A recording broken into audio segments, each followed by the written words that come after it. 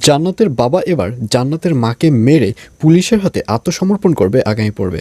বিস্তারিত জানতে সম্পূর্ণ ভিডিওটি দেখতে থাকুন। আসসালামু আলাইকুম প্রিয় দর্শক, সবার কি অবস্থা? হাজির হয়ে গেলাম দীপ্ত টিভির নিবেদিত মাসাবির জন্য নাটকের 1197তম পর্বে। কী সব ঘটতে চলছে তার অগ্রিম খবর নিয়ে।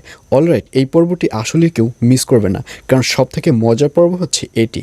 কারণ এই পর্বে আপনারা দেখতে পারবেন আসল খুনিকে জান্নাতের বাবা চিনে ফেলবে।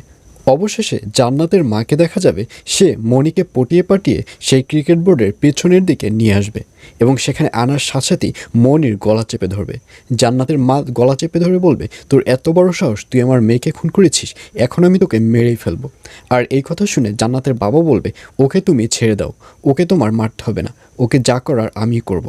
আর এই কথা বলার পর জান্নাতের মা যখন মণিকে ছেড়ে দিবে তখন জান্নাতের বাবা বলবে, আসলে তোমাকে এখানে ডেকে আনার পেছনে একটাই কারণ রয়েছে, সেটা হচ্ছে আমার মেয়ে জান্নাতের আত্মায় যেন শান্তি পায়, তার জন্যই তোমাকে আমি এখানে ডেকে এনেছি। তোমার কাছে প্রথমে ক্ষমা চেয়ে নিচ্ছি, তার কারণ হচ্ছে তোমাকে যে এতদিন শুধু শুধু খুন না করেও জেলে থাকতে হয়েছে, এর জন্য তোমার কাছে আমি ক্ষমা চাচ্ছি। আর এই কথা শুনে জান্নাতের মা রেগে যাবে। জান্নাতের মা বলবে, তুমি এসব কি বক বক করছো, তাড়াতাড়ি ওকে গুলি করে মেরে ফেলো। আর এই কথা শুনে জান্নাতের বাবাকে দেখা যাবে সে গুলি মনির কপালে তাক করবে এবং মনি অনেক ভয় পেয়ে যাবে।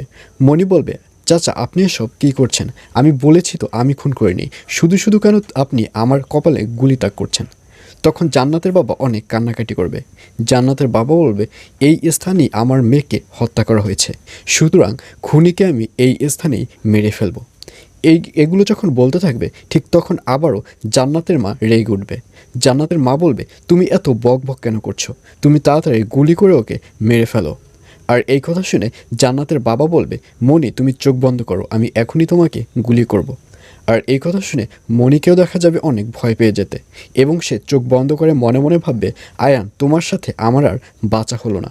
এইসব ভেবে যখন চোখ বন্ধ করবে ঠিক তখনই জান্নাতের বাবা গুলি করবে এবং গুলি করার সাথে সাথে মনির চোখ খুলে যাবে। মনির চোখ খুলে গিয়ে মনি দেখতে পারবে যে জান্নাতের বাবা মনিকে নয়, জান্নাতের বাবা জান্নাতের মাকে গুলি করেছে। আর সাথে সাথে জান্নাতের মা মাটিতে পড়ে যাবে। তখন মনি বলবে, চাচা আপনি এগুলো কি করেছেন? তখন জান্নাতের বাবা বলবে, হ্যাঁ আমি যেটা করেছি ঠিকই করেছি, আমার এই মেয়েকে এখানে গুলি করে মারা হয়েছিল এবং যে আমার মেয়েকে মারিয়েছে আমি তাকেই গুলি করে এখানে মেরে ফেলেছি। এইসব বলতে দেখা যাবে জান্নাতের বাবাকে। আর অন্যদিকে সামিউলকে দেখা যাবে তাকে আবারও রিমান্ডে নেওয়া হবে এবং পুলিশ অফিসার সামিউলের কাছে জিজ্ঞাসা করবে যে সত্যি করে বল কে তোকে পাঠিয়েছে। আর এই কথা শুনে সামিউল বলবে, বিশ্বাস করেন স্যার, আমাকে যে পাঠিয়েছে সে অনেক বড় লোক, সে চাইলে আপনাকে কিন্তু খাগড়াছড়িতেও পোস্টিং করে দিতে পারে। আর এই কথা শুনে পুলিশ অফিসার অনেক মার মারবে সামিউলকে এবং এক পর্যায়ে যখন সত্যটা বলতে বলবে তখন সামিউল বলেই ফেলবে। সামিউল বলে দিবে যে আসলে আমাকে জান্নাতকে খুন করার পেছনে জান্নাতের মাই বলেছে।